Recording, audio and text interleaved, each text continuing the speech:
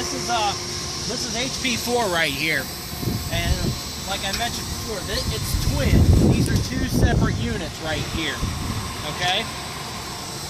The main one right here is obviously bigger, and it's got. This is the J I was talking about to you guys in the schematic. Here's the scroll compressor that it has.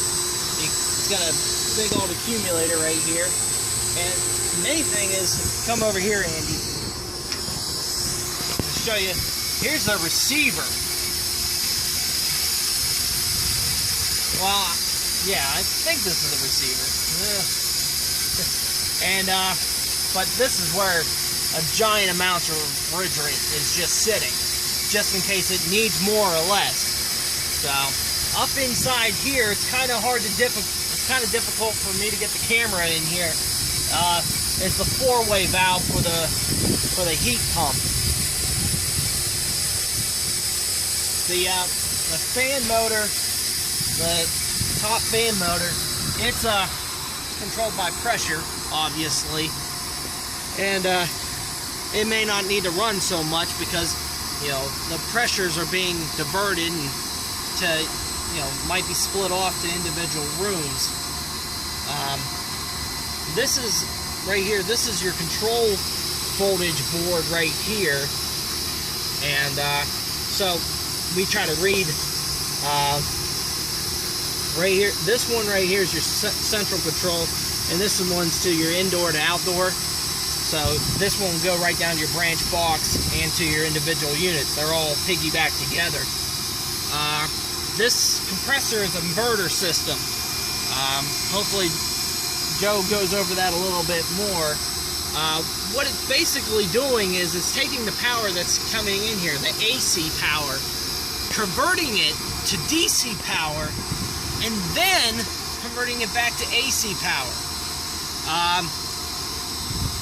That's the reason why they're doing that is it comes in as AC power with a certain frequency, then goes to the DC, which what they're basically telling me is it cleans up the voltage, and then it goes back into AC, and it kind of the frequency of it, or the hertz, are varied, and it can scroll up or down for this compressor to run at high level or low level.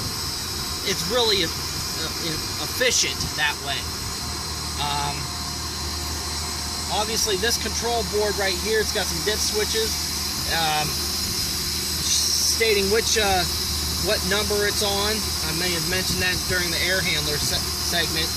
And it's got a error code. It can shoot out an error code at you, but we found that actually we're better off looking through other means to get that error code. Sometimes one error code will cause another error code in a different spot. That's what this is what I can show you on these units. Have we had problems with these units? Yes. We've had one reversing valve go bad, and it was actually this unit right here had the reversing valve go bad in it. We also have had this main control board go bad, but that was because some idiot hit one of the main electric feeds to the college, and it made everything go wonky, and this control board decided to crap out on us. But it was the only one out of all the ones we have down here, so that's pretty amazing. What else? We haven't had any other kind of trouble up here with these kind of systems. They're fairly easy to maintain. They're what the industry is going for.